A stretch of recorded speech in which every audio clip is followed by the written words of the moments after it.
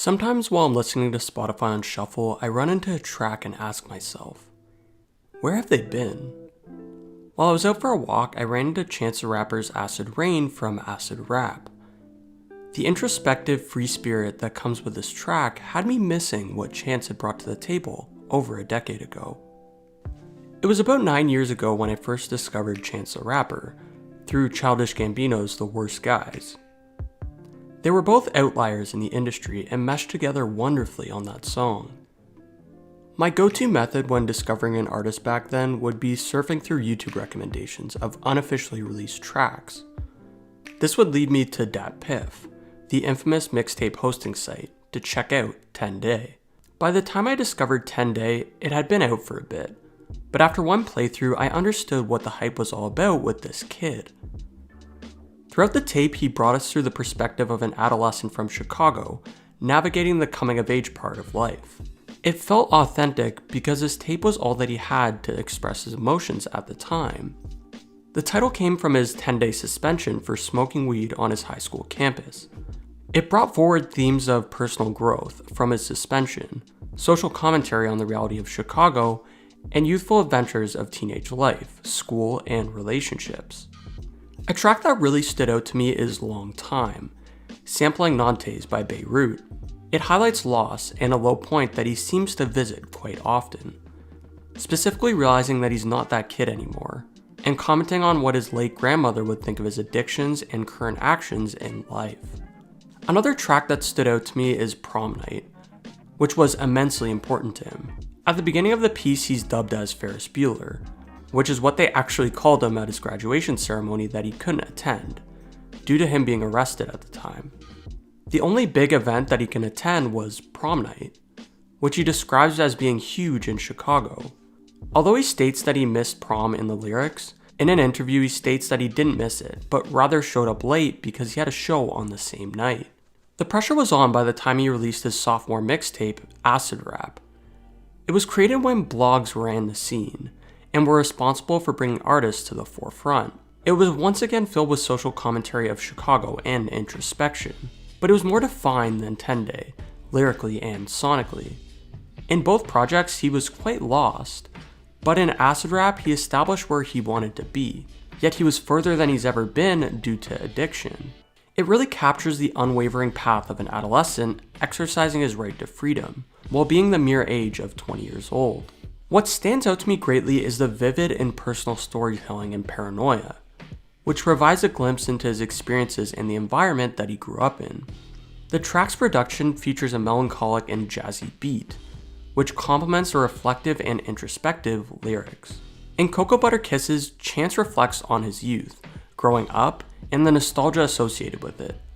The lyrics touch upon themes of innocence, the passage of time, and the desire to recapture the simpler, carefree moments of childhood. The Cocoa Butter Kisses in the title alludes to the scents and products that remind him of his early years. Cigarettes and holes in his hoodies in the present day, while longing for the innocence of those cocoa butter kisses. By mostly speaking about his own experiences, Chance was able to become a mentor and advocate for the youth, reminding them that everybody's something, even at times where they may not feel this way. The project boasts local acts such as Vic Menza, Saba, No Name, and Alex Wiley, and it has a unique blend of hip-hop, soul, and jazz influences.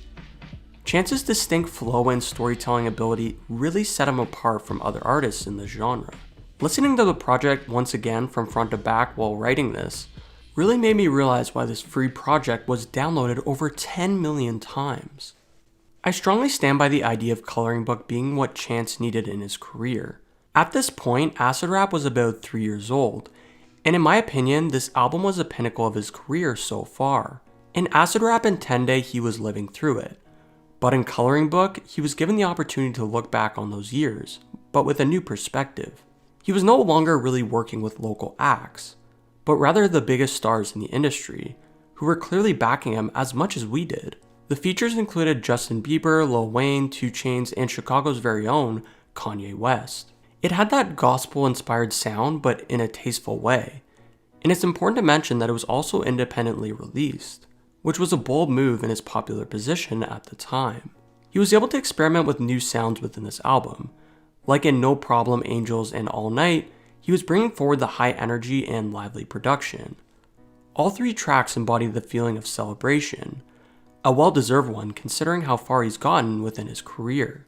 A childhood perspective on the melancholic streets of Summer Friends proves that he is really one of the greatest hip-hop artists when it comes to storytelling. The perspective falls in parallel with Same Drugs, about a bygone relationship and the change over the years between 2 individuals. He ends the album with Blessings, Reprise, essentially summarizing the entire project with, "I speak of wondrous, unfamiliar lessons from childhood, make you remember how to smile good." That is to the core of who Chance is.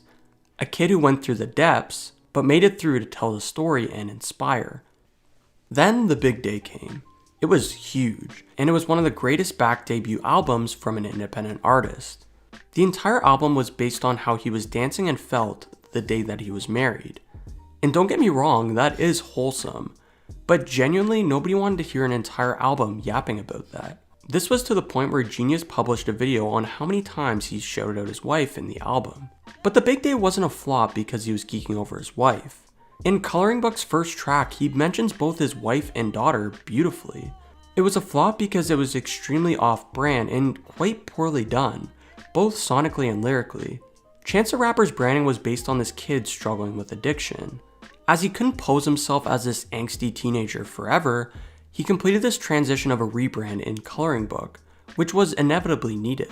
In the mess of the big day, he fired his lifelong friend and manager, Pat Crokin, due to the poor commercial performance of the album. Shortly after, he sued Chance, specifically stating that he was fired due to fan disappointment in Bennett's most recent album, and underwhelming fan support for the associated tour. He also derided the album's recording process and its quality, claiming that The Big Day was panned by many influential critics. Chance and his team instead say the album received many favorable reviews. And what I've seen, this is not generally true. But Chance couldn't really accept that, as he replaced his manager with Yes Men, his father and brother. Pat further stated that the album was actually announced before the recording or writing process even began, let alone was substantially completed. Continuing with, compounding the issue, Bennett's recording efforts were compromised by unproductive and undisciplined studio sessions. Procrastination and lackadaisical effort, perpetuated by various hanger-ons, uninterested in the hard work of writing and recording, resulted in a freestyle-driven product of subpar quality, a complete deviation from the meticulous writing process that brought Bennett fame for his wordplay and wit, essentially proving why the album was filled with lackluster lyricism and why it felt rushed. Considering that he was on such a tight time frame, it was surprising that he even wanted to put out a project that was double the length of any of his other tapes. On top of this, the album was completed within the time frame of his wedding planning, hence the lack of focus on the actual project. This poor commercial performance led him to canceling the Big Day tour, due to the underwhelming amount of ticket sales. In present day, he's released a few singles and features, but there seems to be no real direction, stating that, "I know it sucks and it's been a lot of back and forth with reschedules and rerouting, but it's for the best. I'm gonna take time to be with family, make some new music, and develop my best show to date." Each of his projects have been spaced out between 3 years, and it's been over 4 since the Big Day, without any word of a new album.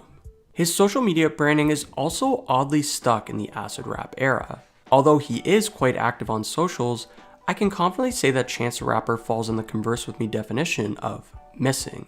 Nobody really knows what's next for him, and he's left his entire fan base in the dark. Sonically rebranding yourself has been executed flawlessly from his peers, like from Tyler the Creator's Cherry Bomb to Flower Boy, Mac Miller's Blue Slide Park to Macadelic, watching movies with the sound off to Good AM, and once again with Divine Feminine to Swimming in Circles. I really believe that if he stuck to the sound of Coloring Book, we would all view him much differently.